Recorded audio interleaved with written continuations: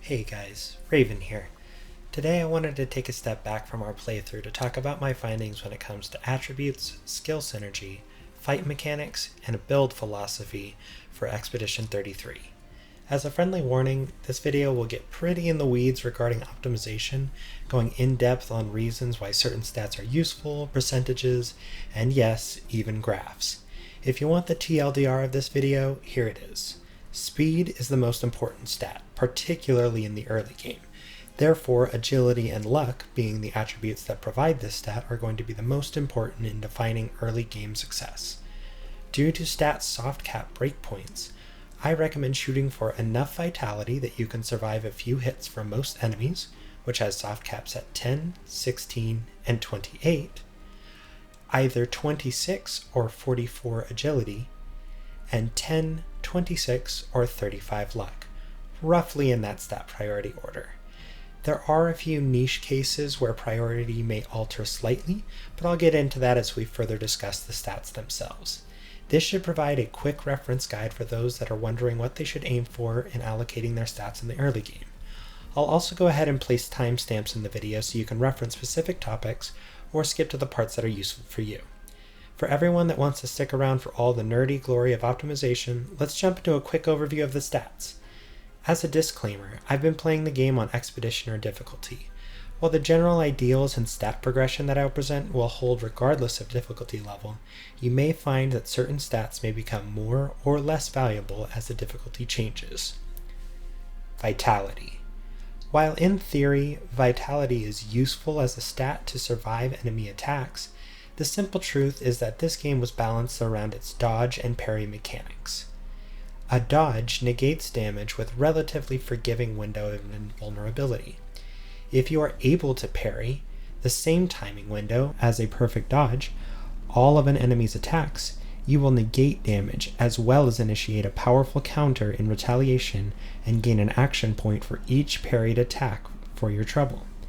In either of these cases, it does not matter if you have 1 hit point or 10,000. If you have experience with other RPGs, you may be tempted to build and maintain a tank character to absorb punishment for your other party members. Unfortunately, apart from Mael's Aegide skill, there is no way to force damage onto one character, and if you go that route, you will not properly invest into her as the fantastic ramping damage dealer she is. Additionally, as you can see here in this clip, the game seems to have a slight preference towards targeting already damaged party members, rather than spreading out their attacks. Therefore, unless you intend to use your precious attribute points toward the survivability of the whole team, thus wasting these points on any party member who is not attacked, I cannot recommend vitality as an attribute to invest in. On the Expedition or difficulty, without any investment into vitality, against on-level enemies, you can generally survive 1 to 3 hits before being knocked out. This inbuilt grace period should be more than enough to learn enemy attack patterns, particularly if you use the larger invulnerability window of the dodge reaction to avoid damage, at least until you know your foe well enough to parry. If you are playing on expert, it may be a good idea to invest a few points right off the bat to mimic this grace period that the easier difficulties provide. As you can see in this chart, the amount of hit points you receive for each level invested in vitality is not static, and this is a common through line with all of the attributes, as we'll see. There is a general trend towards diminishing returns for most of the derived stats, such as hit points, in this game.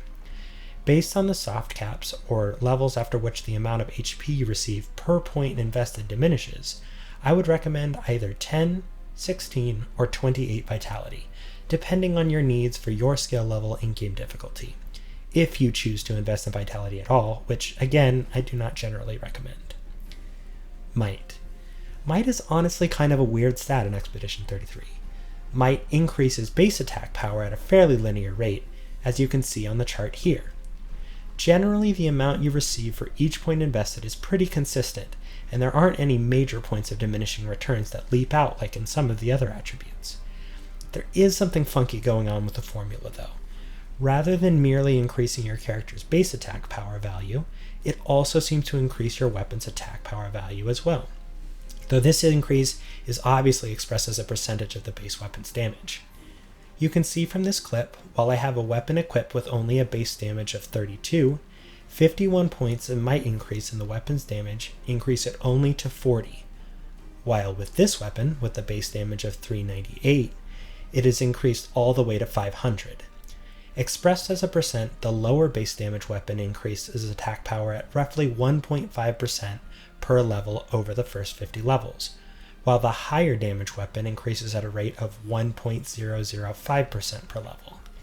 I imagine that this is merely just to give a sense of progression from might scaling at all, and that with higher and higher base damage weapons, this percentage will drift down to 1%, but further testing is needed in order to support this hypothesis. I did try to express the total damage as a rate of increase, including both the base attack and modified weapon damage, but that didn't provide consistent results. Therefore, using the first 50 levels as a basis and making an educated guess, you gain approximately 1.88 base attack per level invested, with minimal peaks and valleys, and approximately a 1% in weapon damage per level.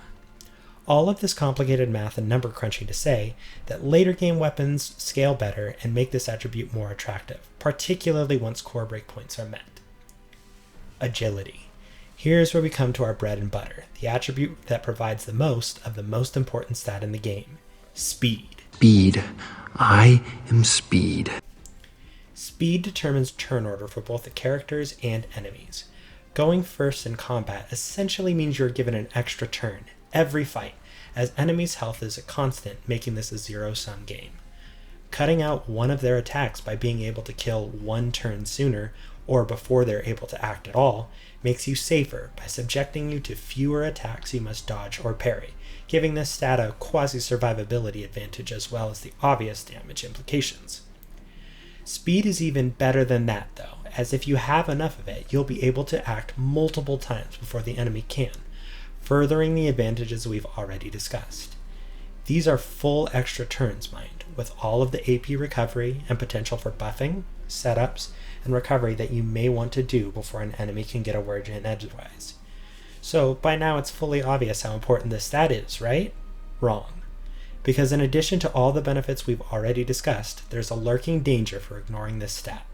Enemies have it too, and it scales faster for them than your per level scaling. Particularly on bosses, this means they can take multiple turns before you can act. In theory, if you're able to dodge and parry everything, this doesn't necessarily mean extra damage coming onto you, but enemies can buff as well, giving themselves shields, damage boosts, or even taking the extra turn to debuff your party.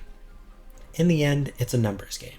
For as much as I will advise against the obvious survivability attributes, fights in this game are essentially a timer against yourself, and when you inevitably mistime a dodge or parry and get clocked by your foes.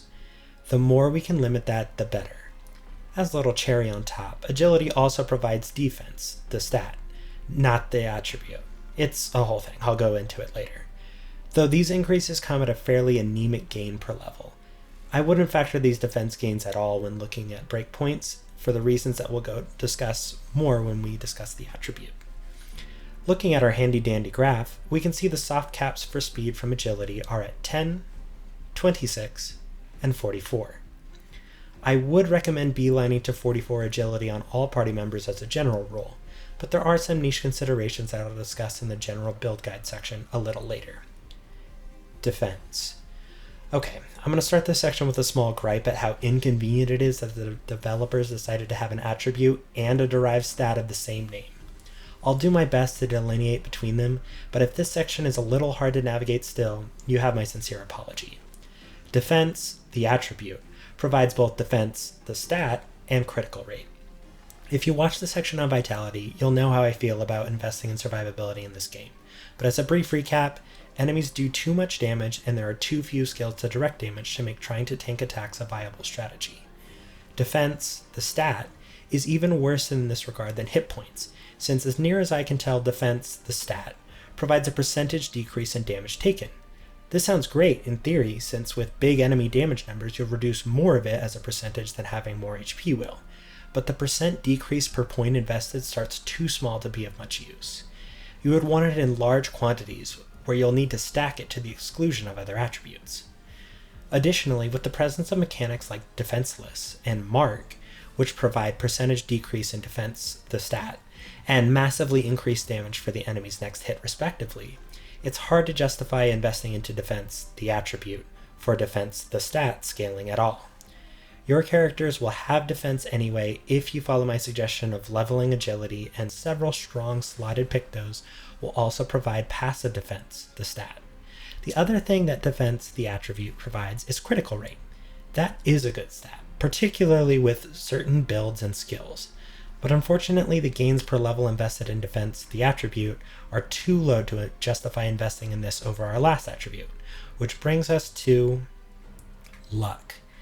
The primary purpose of this attribute is to provide critical hit rate, which it does at a much faster tempo and a higher overall ceiling than defense, the attribute, does. Alright, I'm done, I swear. Critical hits are great in this game, offering a 50% damage increase over your base damage. Additionally, several skills, such as Gustave's Lumiere Assault, Lune's Lightning skills, and a few of CL's Foretell spenders all have additional effects when dealing a critical hit. Critical rate is both additive, in that if you have 20% crit rate already and acquire 9% more, say from this Pictos, you will have 29%. And it is also multiplicative, as the value of critical hits increases with your damage. This effectively means that it is a scalar of any damage increase, might, weapon upgrades, natural base attack increases, mark synergies, etc. Quite a useful and powerful stat, second only to speed, which luck also provides, albeit at a rate less than half of what you receive from agility. All in all, this makes luck a very attractive attribute to raise, particularly once you've hit a breakpoint in your agility leveling. Speed, however, is good enough that receiving double the rate is worth trading the near useless defense stat gain from agility over the much more useful critical rate from luck, so it is still a second priority. As we can see on the graph here, with both stats provided being useful, breakpoints to consider are at 10, 26, and 35.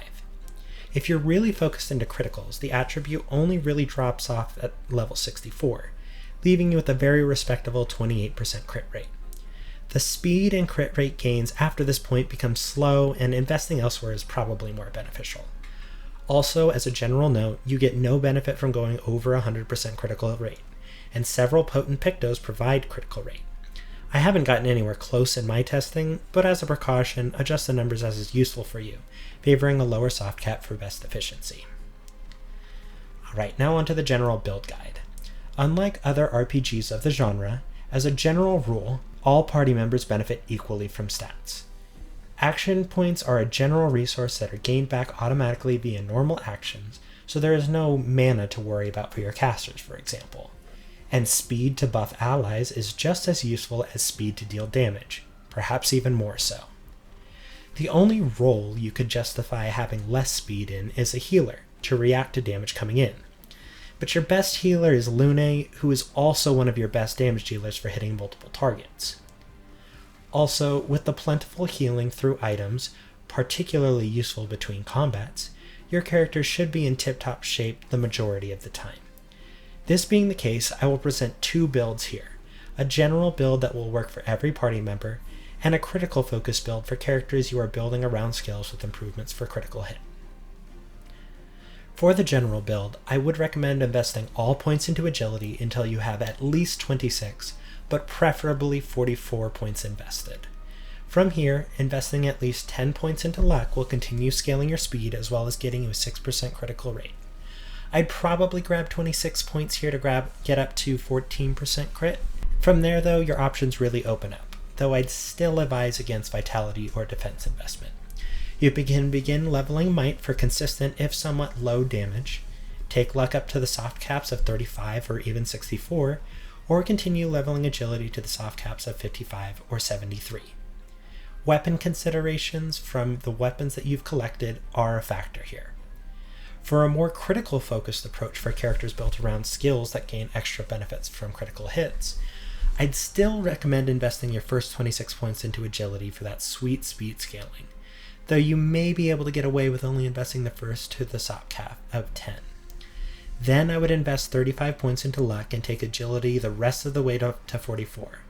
After that, you can continue leveling luck or might to a point that feels good to you. Keep in mind that Pictos have stat buffs in addition to their passive effects, where Luminae don't.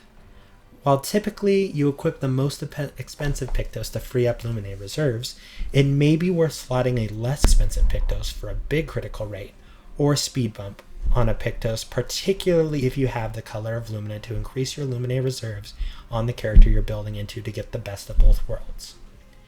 I hope you've enjoyed this deep dive into the stats and mechanics of Expedition 33.